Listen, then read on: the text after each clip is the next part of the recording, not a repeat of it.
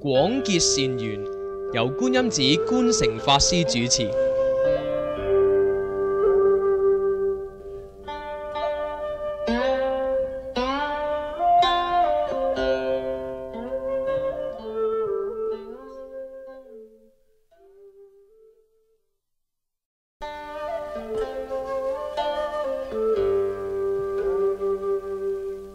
中國佛教有四大菩薩，代表四種修持。文殊師利菩薩代表智慧，所以又稱為大智文殊。普賢菩薩代表行持，即係實踐，所以又稱為大行普賢。觀世音菩薩代表慈悲，所以又稱為大悲觀音。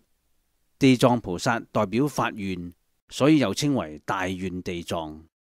如是這四大菩薩各代表悲、智、行、願四種行持。每一尊菩薩都有特別嘅道場地點嘅。以地藏菩薩為例，安徽九華山就係地藏菩薩嘅道場啦。咁究竟點解九華山係地藏菩薩嘅道場呢？唐朝間大約係公元700年至到800年，喺新羅，即係今日嘅韓國，有一位王子姓金，叫做地藏。人人都稱佢為金地藏，傳說佢係地藏菩薩成願再來嘅出家人。佢從海路長途跋涉咁嚟到九華山，當時佢係20幾歲，佢非常喜歡九華山嗰種清靜優雅嘅環境，於是選擇咗一處山谷之地，獨自結廬而住，每日精進坐禪，勤修苦行啦。咁過咗20-30年，到咗至德年初，有一位叫做朱覺哲嘅長者，同埋附近鄉村父老一齊登山，到咗呢處深極無人、雲日鮮明之地，見到金地藏閉目喺石室裏邊坐禪，旁邊有一個煮食嘅破鼎，鼎中有白土同埋些少米。原來幾十年來，地藏就係以白土混同米糧去煮嚟充飢嘅。大家見到都好讚嘆金地藏嘅苦行。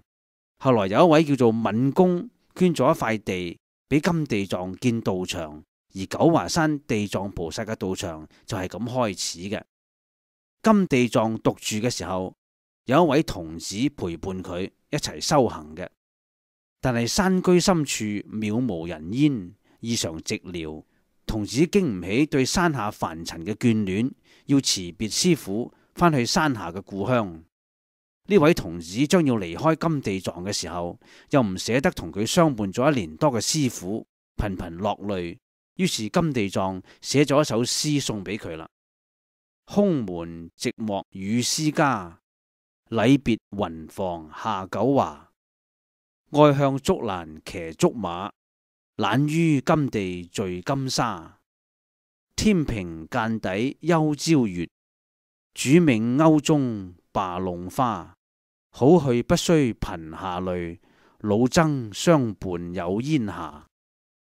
童子忍受唔住空門嘅寂寞，要想歸家，要落九華山，所以話空門寂寞與師家，禮別雲房下九華。童子仲係喜歡玩，懶於喺寺中做差事，所以話愛向竹蘭騎竹馬，懶於金地聚金沙。天平間底休朝月，主命勾中罷弄花。呢兩句係譬喻嚟嘅，用嚟驚醒童子將來喺山下塵世間要謹守戒律，好似用嚟添水嘅淨瓶咁空寂明淨，切忌招風引月。好似主命勾中以茶代酒，千萬唔好拈花惹草。佢嘅意思係話，童子，你好好歸家，唔好頻頻落淚，唔捨得離開我。我有青山為伴，煙霞為侶，所以話老僧相伴有煙霞啦。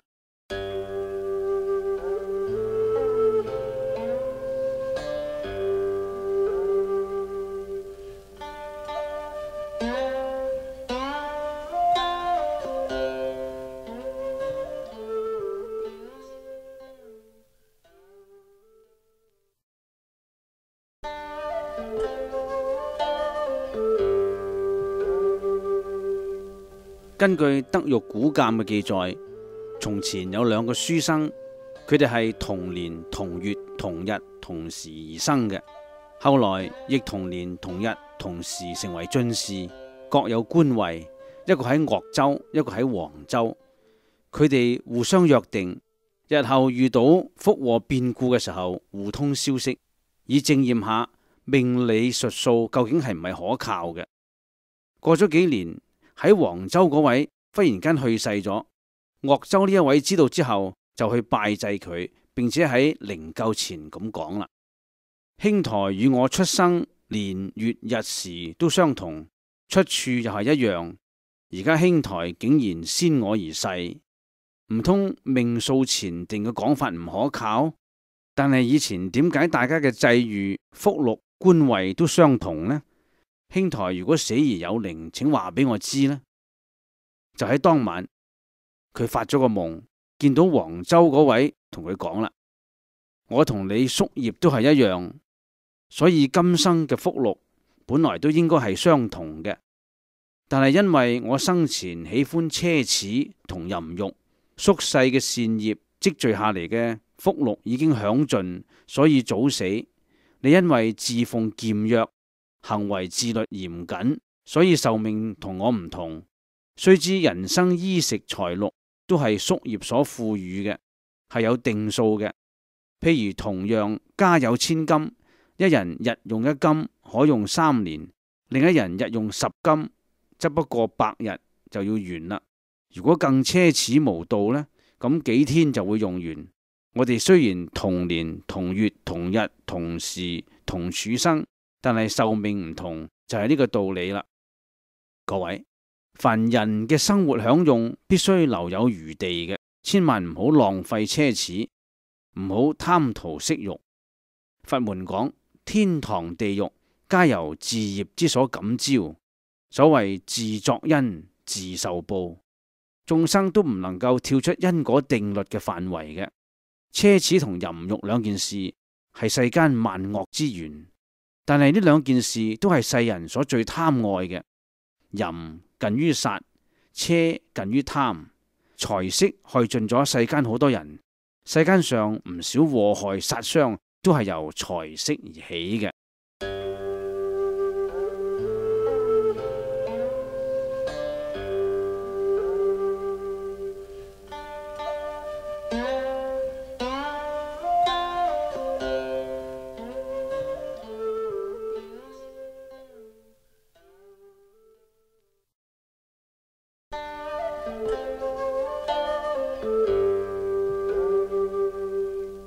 自古以來，禪宗對中國文學嘅滲透同影響，大多數表現喺詩詞上嘅。表面睇嚟，禪同詩係互不相關嘅。禪屬於人生哲理，而詩係屬於藝術。但係兩者都係同樣注重對宇宙本體嘅體現，對人生嘅領悟。好多時，禪可以用詩嘅優美文字得以抒發。佛指嘅一切事物，例如佛像、僧眾、建築、香案、梵唄，乃至一床一幡、一鐘一偈，都係文人雅士作詩嘅對象。甚至於晚間嘅鐘聲，都可以使人抒發出禪意盎然嘅詩句嘅。元代羯繫詩嘅《煙子晚鐘》係咁嘅：朝送山僧去，暮換山僧歸。相換復相送，山外濕人衣。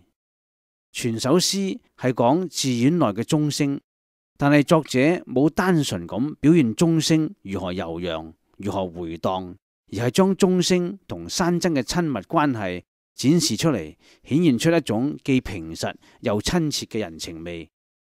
朝送山僧去，暮換山僧歸。喺山上嘅佛寺，佢嘅大雄寶殿距離僧眾嘅寮房係頗遠嘅，所以必須打鐘召集僧眾去做早課。清早嘅時候，叩鐘師打響晨鐘，召集僧眾從寮房魚貫進入大雄寶殿做早課。傍晚做完晚課嘅時候，亦打鐘止靜，俾僧眾回歸寮房就寢。所以話朝送山僧去，暮喚山僧歸。寺內嘅鐘聲好親切咁，相喚又相送一班深山嘅修行人，但係無情嘅山林瘴氣就沾濕咗修行者嘅衲衣，更顯得寺鐘同山僧呢一份親切嘅情緣啦。唐朝嘅詩人，尤其是王維居士，最善於以禪意加入詩中嘅。佢寫咗一首詩，題名係《辛夷烏》。辛夷係花樹，烏係山谷嘅平地。木末芙蓉花，山中發紅萼。間戶寂無人，紛紛開且落。芙蓉係木本嘅花樹，呢啲芙蓉花樹喺山中開發出紅紅嘅花萼，花萼係托住花瓣嗰部分。間戶寂無人，即係話山裏邊只有流水潺潺，連小屋都唔見人影。木芙蓉喺寂靜嘅大自然之中，紛紛盛開，又紛紛散落。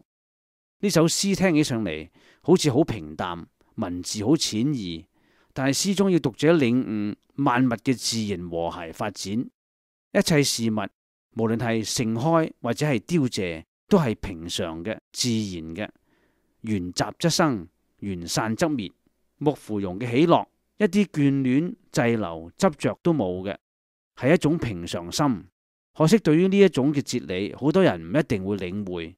修行人應該好似木芙蓉咁，自然開，自然落，唔起塵心，無所執着，一切順其自然。所謂萬事隨緣，呢啲就係禪者嘅境界。雖然萬物都係無常嘅，遷流不息，短暫嘅，但係禪者對境無心，唔會執着萬物嘅生滅嘅。木末芙蓉花，山中發紅萼。間戶寂無人，紛紛開且落。王維居士以木芙蓉嘅花開花落嚟表達寂靜隨緣、對境無心嘅修行生活，充分抒發出詩中嘅禪意嘅。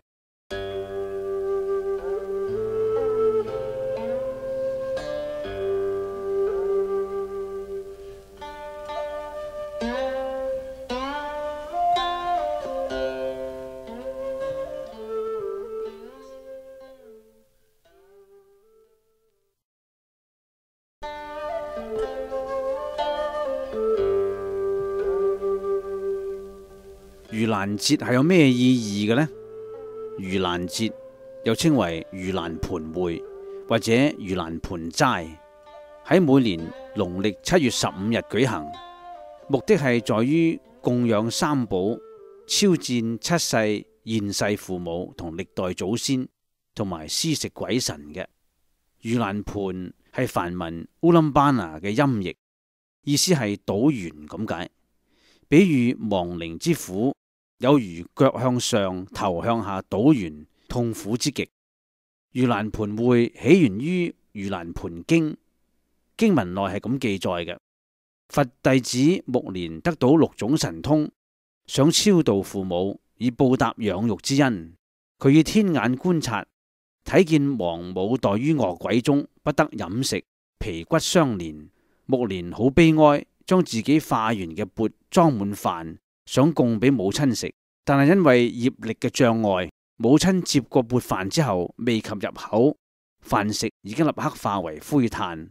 目連體淚悲泣，向佛陀請教解救之法。佛陀就話啦：十方僧眾於7月15日僧自是日，即係雨季僧眾結下安居結束嗰一日，凡人能夠以百味五果、床敷臥具、飲食衣物供養十方大德僧眾，就可以以此供養僧眾嘅功德，回向現世七世父母、六親眷屬，脫離苦難，免墮地獄、餓鬼、畜生三惡道。現世嘅父母亦可增加福祿壽命嘅。自此之後，佛教中就有7月15日嘅盂蘭盆會啦。中國最早舉行盂蘭盆會嘅係梁武帝。根據《佛祖統記》卷37講，武帝每於7月15普旨送盆供養三寶，以車日送繼目連等。後來目連救母嘅故事廣為流傳，婦孺皆知。而盂蘭盆會以豐富飲食供奉僧眾，超度七世祖先，亦都因此而盛行起嚟。民間亦成為節日，蔚然成風嘅。宋代之後，盂蘭盆會嘅內容漸漸發展成為以超薦祖先亡靈、施食鬼神為主，所以清代《百丈清規正義記》裏邊講：世人於7月15日獻蘭盆，恭敬三寶，夜施好食，普渡鬼神。各位，7月15日盂蘭節提供一個最吉祥嘅時節，俾孝子賢孫恭敬三寶，追悼祖先，令現世父母增加福祿壽命，過去7世父母得以超度，離苦得樂，往生善處。大家亦可以利用呢個機會到寺院拜佛誦經，增福延壽。所以千萬唔好錯過機會啊！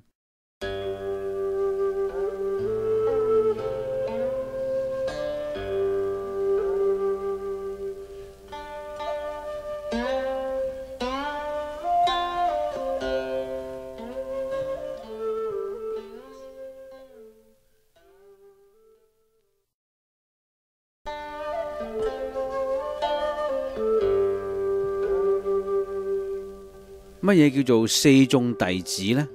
一般係指佛教徒嘅四眾類別，即係比丘、比丘尼、優婆塞、優婆夷四眾。前兩類係出家二眾，而後兩類係在家二眾。出家人又細分為五眾，即係比丘、比丘尼、式叉摩羅、沙彌、沙彌尼。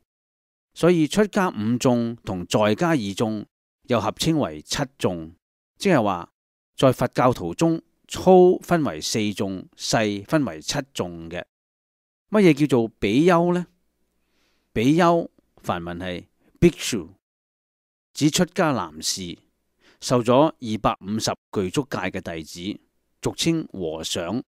比丘有三種意義，第一係破惡，即係以清淨修行去破除煩惱；第二係怖魔，即係消滅一切障於正道嘅魔障；第三係乞士，即係話比丘將全部時間用喺修行上，所以必須靠乞食去滋養自己嘅生命。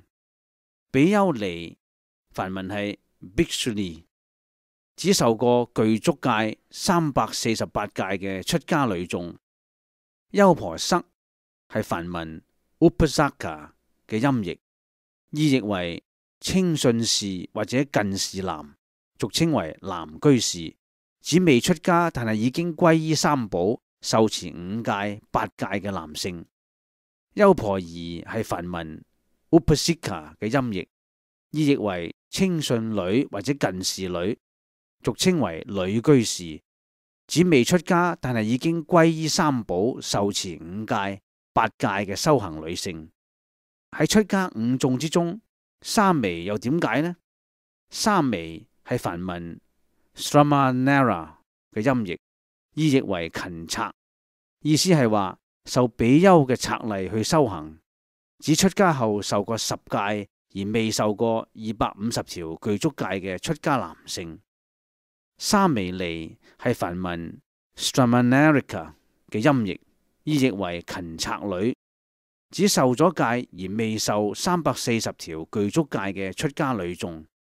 女子出家先依一位比丘尼受沙彌尼10戒，至年滿18歲受式叉摩羅6戒，稱為式叉摩羅尼，意譯為學法女士。持6戒2年之後，年滿20歲，先至從比丘處受比丘尼戒，先至能夠成為比丘尼嘅。出家人又稱為僧人或者沙門。沙門嘅意思係勤息勤行咁解，即係勤修善行，止息諸惡，趨向涅槃。沙門係對出家人嘅統稱，古印度習俗，凡出家人唔論係何教何宗，都稱為沙門嘅。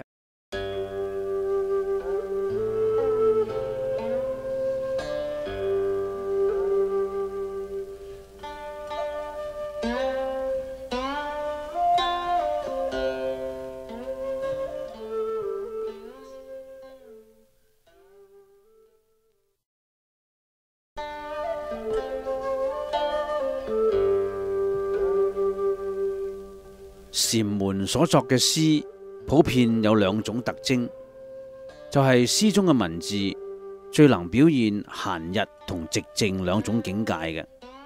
唐朝冠休禪師嘅山居詩話：幽華喧嘩事事難，山翁只合住深山。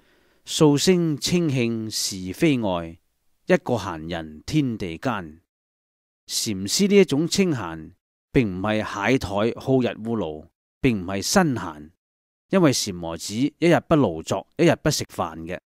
呢種閒係心中嘅清閒，閒得無所掛礙，閒得無名無利，居於恬淡清幽嘅柯蘭若處。呢種清閒係塵世間缺乏嘅。所以永嘉大師喺正道歌開頭咁講：輟學無為閒道人，不隨妄想不求真。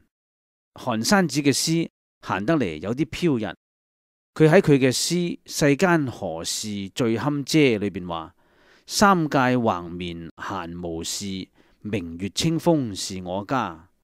當禪定嘅功夫達到心包太虛、量周沙界嘅時候，身軀就好似橫眠於三界，即係話欲界、色界、無色界之中。呢個時候漸漸進入無我、無人、無眾生、無壽者嘅境界，冇咗三界之家嘅枷鎖，只有明月清風是我家啦。喺禪子所作嘅詩，最能夠表現寂靜嘅境界嘅。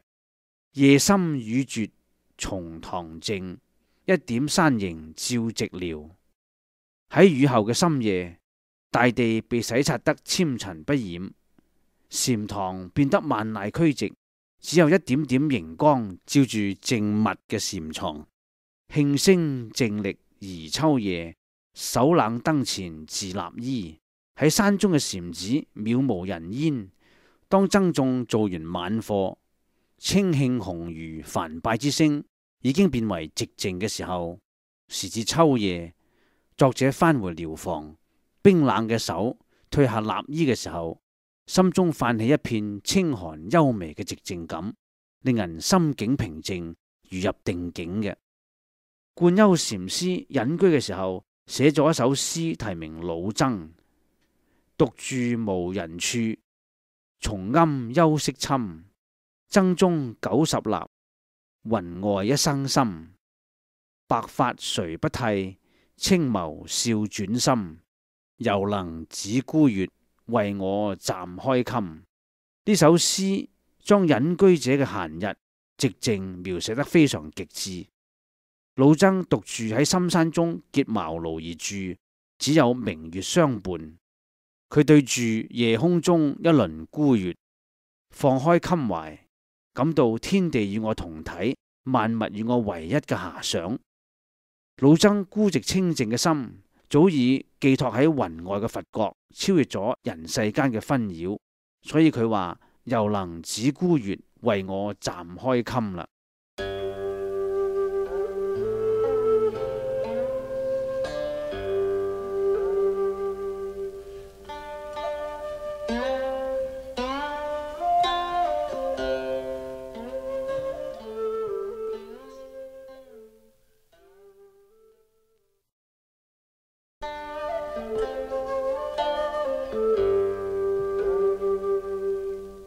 明朝蓮池大師所著嘅《竹窗隨筆》裏邊有一則蛇嘅魂魄附上人生嘅因果報應實錄。有一位姓曹嘅小姐嫁咗俾姓文嘅青年，文家嘅後院養咗好多白鴿。有一日唔知喺邊度嚟咗一條蛇，喺白鴿籠附近徘徊，想偷食白鴿。當時俾曹小姐嘅婢女見到，婢女眼明手快，即時拎起一塊石頭將大蛇打死咗。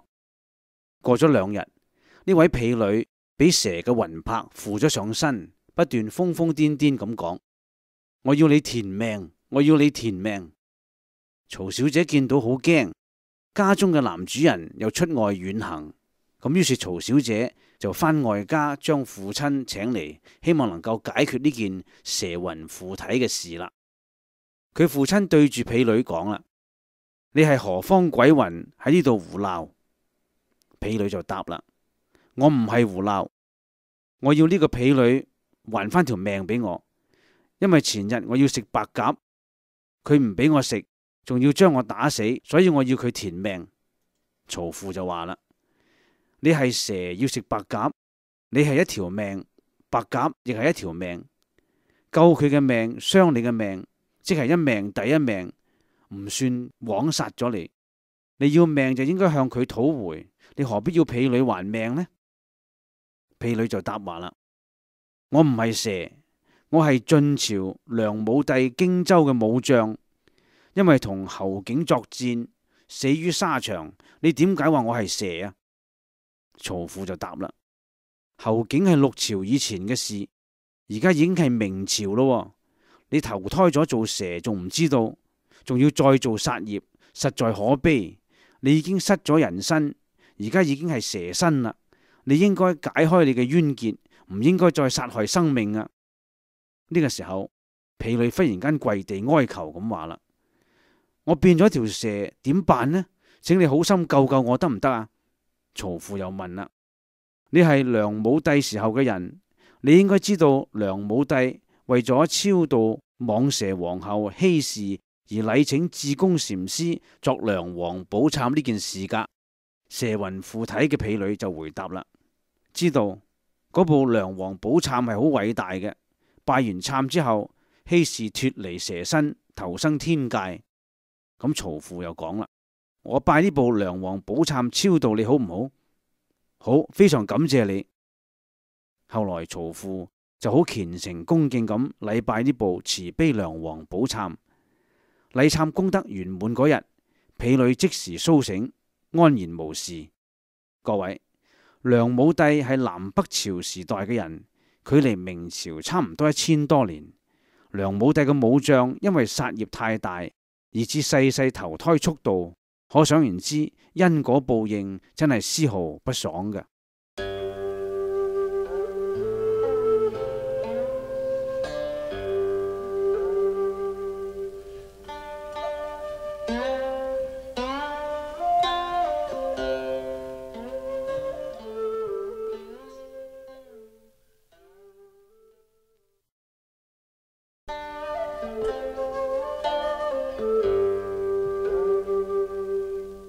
佛門最着重勤勞精進嘅，即係話修行人唔可以懈怠，唔可以好逸惡勞，必須要勇猛精進，努力修行嘅。有一日清晨，釋迦牟尼佛同阿難尊者離開耆處給孤獨園，入舍衛大城托缽乞食。入咗城門，沿住城牆行，見到一對年紀老邁嘅夫婦。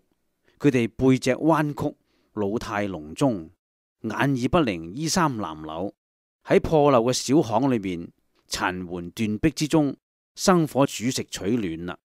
於是佛陀回頭過來同阿難講啦：阿難，你有冇睇見殘牆之處嗰對燒糞乾取暖嘅老夫婦啊？阿難答：世尊，我睇見嘅。佛陀又話啦：呢對老夫婦，如果佢哋喺年輕力壯嘅時候就能夠立志勤奮工作，或工或商，唔論經營任何正當嘅事業，只要精進不懈，努力上進，咁到咗呢個年紀，可能已經成為舍衛城嘅一等富戶啦。如果能夠卸俗離塵，出家學道，精勤修習，可能已經證到阿羅漢果啦。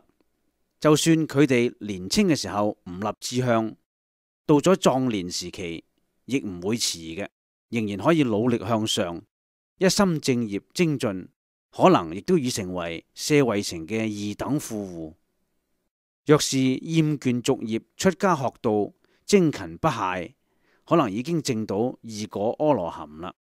再其次，佢哋喺年壯嘅時候，如果尚未覺悟，到咗中年先至向上，力求正業精進，亦都可能會成為舍衛城嘅三等富戶。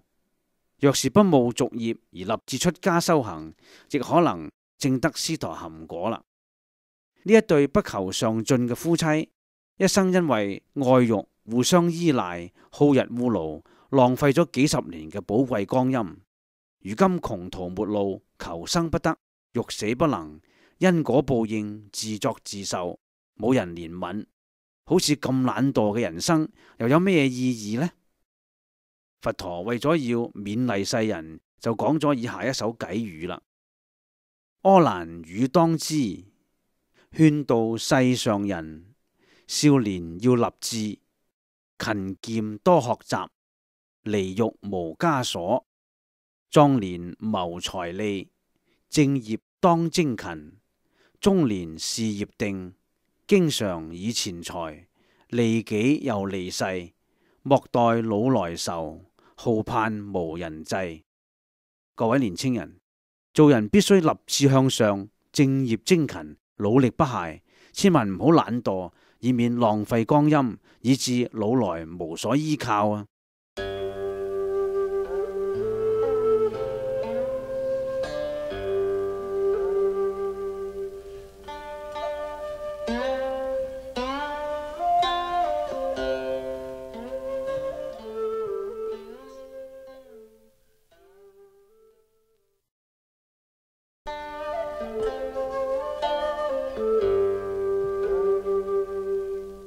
喺明朝崇禎庚辰年間，江夏賀宰相有一次出巡江南各地。有一日，佢嘅船停泊喺江口叫做鰂魚咀嘅地方。晚上，賀宰相發咗一個夢，夢見當地嘅江神同佢講：我係九江神送大王，前生同賀宰相你同埋三昧法師都係出家人。而且三個都係師兄弟，同喺一間廟裏邊修行。三昧法師今世做咗國師，而你做咗宰相。我因為一念之差，好食葷腥，破咗齋戒，所以墮落為江神。因為來來往往嘅客商都用豬牛羊三牲酒品嚟拜祭我，殺生無數，增加我嘅罪業。如果再繼續落去，我將來一定會墮落到三惡道受苦嘅。三昧法師係一位道行高深嘅出家人，曾經超度咗好多生靈。聽日佢嘅船會停泊喺呢一度，請你多留一日，代我懇請三昧法師嚟為我超度，為我拜佛懺悔，消除我嘅罪過，使我脫離罪障。拜託拜託啊！賀宰相喺夢中點頭，默許江神代請三昧法師拜佛呢一件事。第二日，三昧法師嘅船果然嚟啦。賀宰相就將自己夢中江神所託嘅事一一向法師說明。三昧法師就即時為江神建水道場，齋僧供眾。喺超度法事圓滿嗰日，江神嘅魂魄附喺一個僧人上面咁講啦。舊嘅江神因為呢次嘅功德超出先度啦，現在新嚟嘅江神亦皈依咗佛法僧三寶，並且受咗五戒。從今以後拜祭廟神必須用素菜，唔可以用葷腥牲口魚肉拜祭，以免造業。但係其中有一個過客唔相信呢個僧人係江神附體講說話嘅，於是準備咗三牲酒肉到江神廟裏邊拜祭。當呢位客人手拎住香要拜落去嘅時候，忽然自己跌咗喺地上，而且自打嘴巴咁講啦：我江神已經皈依佛法僧三寶，唔受葷腥肉食。前日已經同一位出家人講過，點解你哋要破我嘅戒？以後千萬要注意，唔好再殺生拜祭我啊！各位，江神尚且懂得要戒殺放生、斷欲茹素，大家不妨開始學習素食，因為殺生食肉係喪失慈悲心嘅。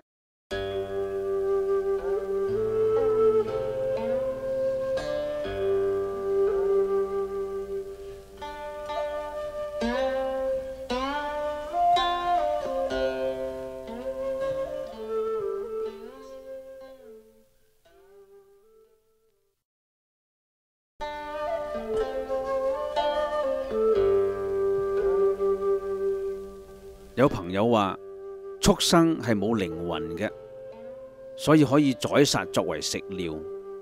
各位，畜生嘅靈性同人類一樣，亦有孝弟忠義嘅。歐洲有一種異鳥，叫唱嘅聲音好悅耳，但係此鳥係好難捉到嘅。捕鳥嘅人假如捉到一隻，就利用呢種鳥着重情義嘅心態去捕捉其他嘅鳥。捕鳥人將燒紅嘅烙鐵燒盲咗鳥嘅眼睛，然之後再好好咁飼養佢，將佢放喺日光下，等佢完全恢復體力，又開始發出叫聲。不過呢個時候，佢嘅叫聲就大不如前啦。從前嘅聲音輕巧而歡樂，現在嘅叫聲係沉重而悲淒。佢嘅同類聽到呢種悲慘嘅叫聲，生起同情心，就飛嚟安慰救助佢。見到佢盲目嘅慘狀，大家都不忍離去，充分表現出悲憫嘅同情心。所以呢種鳥類係稱為義鳥嘅。呢個時候，獵人就張開羅網，將鳥一一捕捉。各位，鳥類係咁重情義嘅，點會係冇靈性呢？千萬唔可以認為畜生係冇靈性而任意宰殺啖食其肉嘅。喺福建武平嘅地方，有一種金絲猿猴，人見人愛，但係佢哋非常敏捷輕巧，想捕捉佢哋係好難嘅事。所以獵人要捉佢哋係要用毒箭射殺猿猴嘅方法。佢哋先用箭嚟射母猿，母猿中箭之後，自知必會中毒而死，就趁住毒性尚未發作嘅時候，趕快將乳汁餵俾一群小猿食。等到所有小猿食飽之後，再將餘下嘅乳汁揸出嚟灑喺草地上，以備死後有乳汁嘅草亦可以俾孩子們充飢。呢個時候，小猿們圍住母猿不忍離開。母親將死嘅時候，小猿佢哋啼哭不已。獵人呢個時候湧上去，但係仍然捕捉唔到全部嘅猿猴。於是獵人就用皮鞭抽打母猿嘅屍體。可憐嘅小金絲猿全部都哀叫咁走出嚟，爭相保護母親。有啲撞死喺母親附近嘅草地上，有啲俾獵人一一捕捉。各位，呢啲獵人何等殘忍，利用小金絲猿孝慈母親之心而予以捕捉，可見畜生孝親之情比獵人更具人性嘅。各位，畜生表現靈性嘅例子實在太多太多啦。人類宰殺畜生，是以食啖其肉，其實係殘暴嘅行為。不過世俗飲食習慣流傳落嚟，習非成是而已。大家不妨發慈悲心，開始學習素食，因為殺生食肉係令人喪失慈悲心嘅。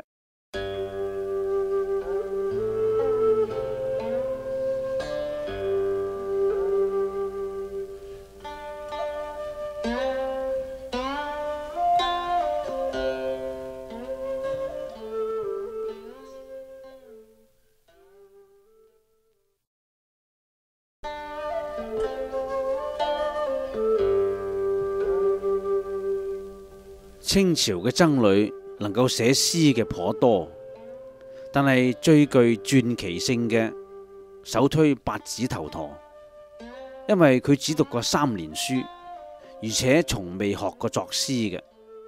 但係佢所隨口吟詠出嚟嘅詩，首首都係文辭雋永、意境深遠、禪意洋溢、親切感人嘅。佢著有《八指頭陀詩集》10卷，風行於世嘅。八指頭陀俗姓黃，名獨山，湖南湘潭人。7歲喪父，12歲喪母，因此幼年嘅生活甚為艱苦。佢幫人牧牛過活嘅。喺16歲嗰年，有一次春天，佢正在山坡牧牛，睇見山上嘅桃花盛開，燦爛奪目。佢徘徊期間，心情甚為舒暢。忽然間風雨交加，頃刻殘花繽紛，吹折零落。少年嘅八指頭陀頓感人生無常，於是毅然剃度出家。後來曾經於佛前自燃左手2隻手指，虔誠修道。作法供養，所以自稱為八指頭陀嘅。八指頭陀本來係不善於作詩，佢喺岐山仁端子任行唐僧嘅時候，有一日見一隻病狗走入寺內，飢困求食，佢發起憐憫心，於是收養咗呢隻狗，養喺寺內啦。但係寺內係嚴禁養狗嘅，查出嚟會遷單，即係會被逐出寺門。有一日，方丈和尚巡視寮房，八指頭陀恐怕養狗呢一件事俾方丈發覺，即時佢就將狗驅走，而且立刻將飼養狗嘅殘羹剩飯吞食而盡。後來佢翻寮房，吐嘔不已，經過一夜，起床之後，竟然間心境朗然，智慧頓開，世間嘅文字，以前唔明嘅經句，頓然通曉。從此之後，佢就可以開口成詩啦。好似有一首雪後尋梅嘅詩，係佢不需推敲，不加思維，隨口誦出嚟嘅五言詩。積雪號初晴，探尋策象行。寒衣古案發，靜覺暗香生。秀影扶煙立，清光背月明。無人契孤結，一笑自含情。八指頭陀喜歡梅花，佢有一首五言律詩《詠梅》係咁寫嘅：人間春似海，寂寞愛山家。孤餘淡相倚，高知寒更花。本來無色相，何處着橫斜？不識東風意，尋春路轉差。八指頭陀一生與花有緣，佢母親係夢見蘭花而生佢嘅。少年嘅時候係睇見雨後零落嘅桃花而開悟嘅，而佢圓寂嘅時候，埋葬嘅骨塔周圍都係梅花林。所以太虛大師寫八指頭陀嘅一生係咁寫嘅：夢蘭而生，賭桃而悟，伴梅而終，以花為因緣，以花為覺悟，以花為寄託，以花為莊嚴嘅。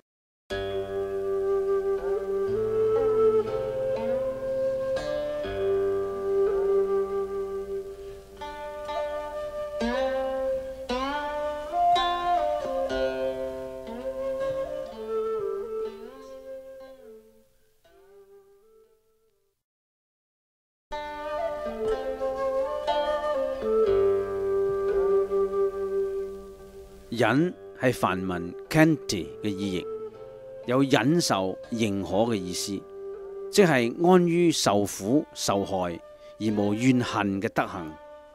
佛教提倡忍辱柔和，受辱不怨。如果為咗一點小事而懷恨在心，矛盾就會逐漸擴大，以至於冤冤相報，不可收拾嘅。反之，如果遇到矛盾，能夠大事化小，小事化無，互相謙讓，咁就可以化干戈為玉帛啦。佛遺教經講，能行忍者，乃可名為有力大人。若其不能忍受惡罵之毒，如飲甘露者，不名入道智慧人也。忍辱嘅力量非常之大嘅，勝過一切拳頭刀槍。任何力量喺忍者面前都會甘拜下風嘅。乜嘢叫做忍呢？忍係對無端橫逆嘅事情唔以憤怒心去處理。能忍嘅人並唔係懦夫，忍係一種大勇、大無畏、大智慧嘅表現。忍有4種真義嘅：第一，遭惡罵時默而不報，以沉默折服惡口；第二，遇打擊時心能平靜，以心平氣和處理煩惱；第三，受嫉恨嘅時候以慈和對待，以慈悲心消除懷恨嫉妒；第四，遇毀謗時感念其德，以感念恩德去化解。據《瑜伽師地論》記載，忍辱含有不憤怒、不結怨、心不懷惡意3種行相嘅。咁用咩嘢具體嘅方法去實行忍辱呢？先忍於口，即係唔喺言語上同人計較，再引之於面，即係臉上無不悅嘅表情，後引之於心，即係以慈悲心、平等心去包容怨恨差別。所以忍辱者能增長定力，養成平等互容嘅心境嘅。大乘佛法嘅修持有六度萬行，布施、持戒、忍辱、精進、禪定、般若，都係要靠忍辱嚟支持嘅。如果冇咗忍辱，咁所做嘅善事都會受到破壞嘅。所謂一念親心起，燒盡功德林，就係因為冇咗忍嘅功夫啦。佛遺教經講，能行忍者名為大力人，能忍辱者一定係有智慧嘅人，以柔制剛，不單止唔會被一切逆境所轉，而且能夠感化惡緣。忍辱有三種功用嘅：第一，能夠平息怨恨；第二，可以培養善行，因為忍辱係一種陰德，能夠增長福報嘅；第三，忍係成佛嘅親因緣，因為佢係成佛嘅重要法門嚟嘅。所以明朝堪山大師喺勸世文裏邊係強調忍辱嘅。佢話：紅塵白浪兩茫茫，忍辱柔和是妙方。到處隨緣延歲月，終身安分度時光。從來硬弩原先斷，每見鋼刀口易傷。是非不必爭人我，彼此何須論短長。吃些虧處原無礙，退讓三分也無妨。生前枉費心千萬，死後空持手一雙。悲歡離合朝朝鬧，富貴窮通日日忙。憂得增強來鬥勝，百年運是戲一場。頃刻一聲鑼鼓歇，不知何處是家鄉。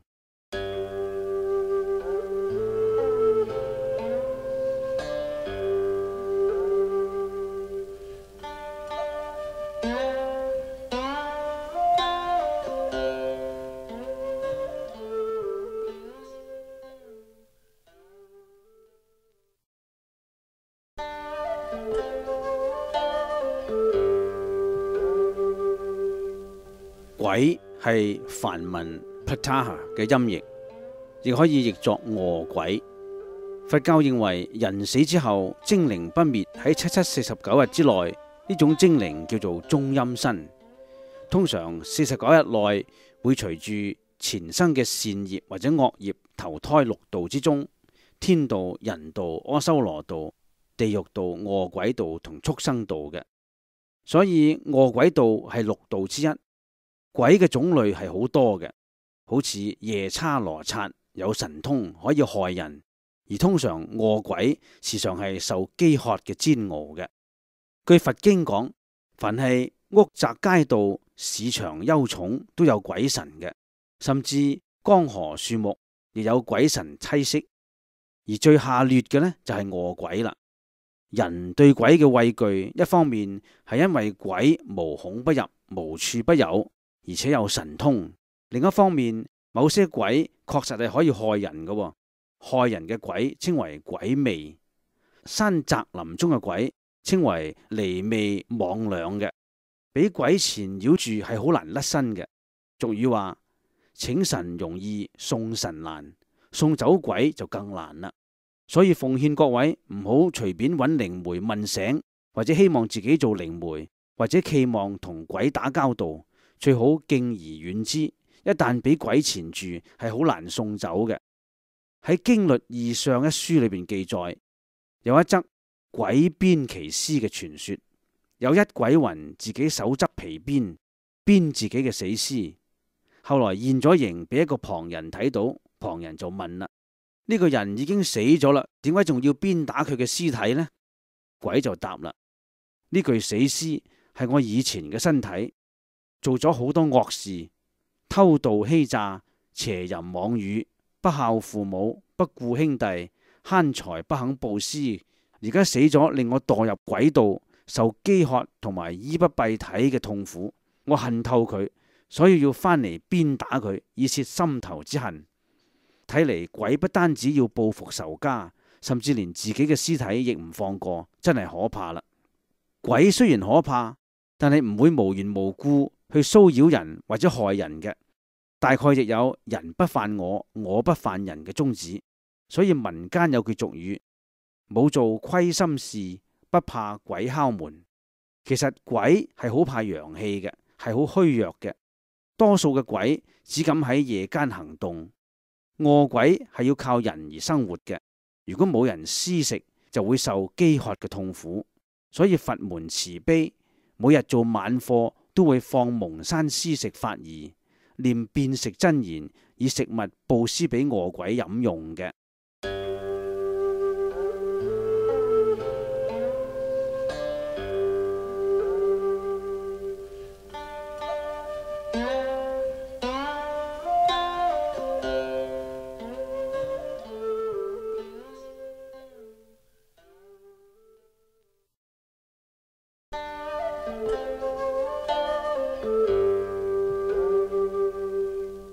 根據明朝智旭法師所著嘅《見聞錄》，有一段陽間做事陰府記錄嘅事實。喺兩湖地方有一個讀書人，心地好正直，剛好陰曹地府第七殿缺人，元王就請佢暫時代缺，所以每隔幾日佢就必須去陰間處理事情。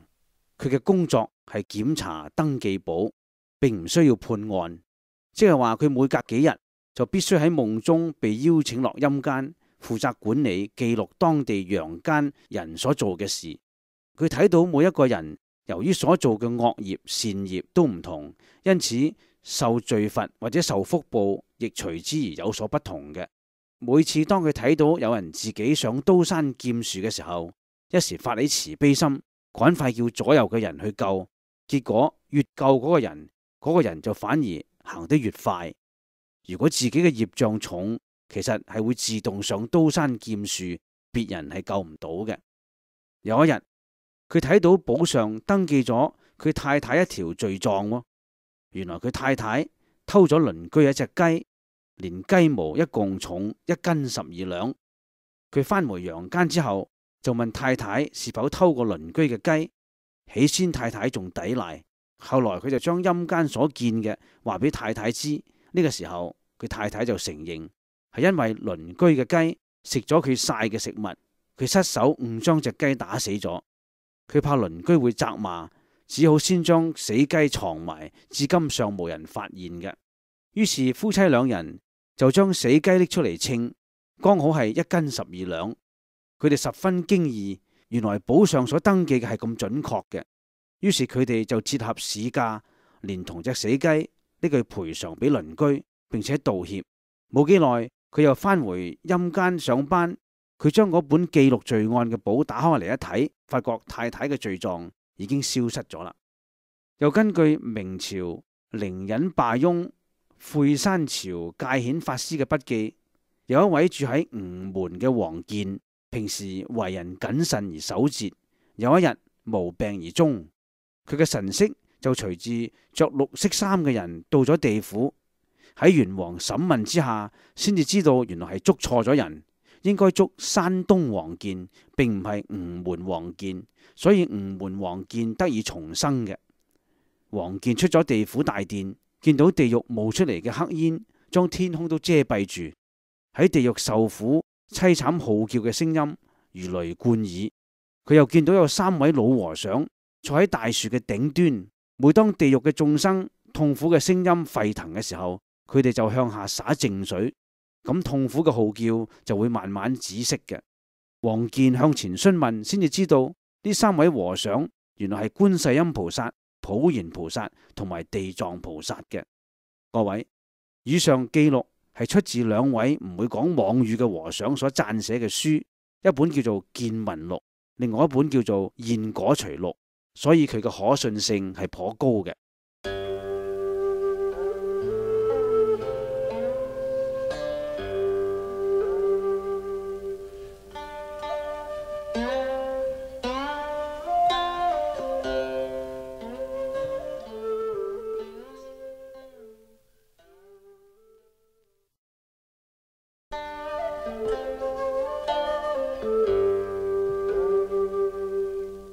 人通常以七情六欲嚟泛指眾生嘅各種情欲。對於立志修行嘅人嚟講，必須要擺脫呢啲情欲，先至能夠脫離煩惱嘅。七情喺不同嘅學派之中有不同嘅解釋。儒家以喜、怒、哀、懼、愛、惡、欲為七情，佛教則以喜、怒、憂、懼、愛、憎、欲為七情。基本上大同小異，只係名稱上同埋理解上有啲差別。七情嘅變化一般係屬於心理或者生理嘅活動範圍，概括咗常人波動嘅情緒。如果七情湧現，會影響修行者嘅禪定，使人無法從禪定證悟諸法實相嘅。欲係希求陳境嘅意思，欲會帶來咩後果呢？增一阿含經講：欲生諸煩惱，欲為生苦本。法華經譬喻品講：諸苦所困，貪欲為本。六欲係有不同嘅說法嘅。大智度論將六欲解釋為普通人嘅六種貪欲。第一係色欲，泛指見到美麗嘅物品、男女等色相所引起嘅貪欲。第二係形貌欲，即係見到端容美貌者所引起嘅貪欲。第三係威儀姿態欲，見到行步舉止、含笑嬌態所引起嘅愛欲。第四係言語音聲欲，聽到巧言美語、適意嘅聲音、清雅嘅歌詠所引起嘅愛欲。第五係細滑欲，睇到或者接觸到男女細滑皮膚所引起嘅愛欲。第六係人相欲，見到可愛嘅人相貌而引起嘅愛欲。六欲嘅存在會阻礙行者嘅修持嘅。七情六欲就如同毒箭一樣。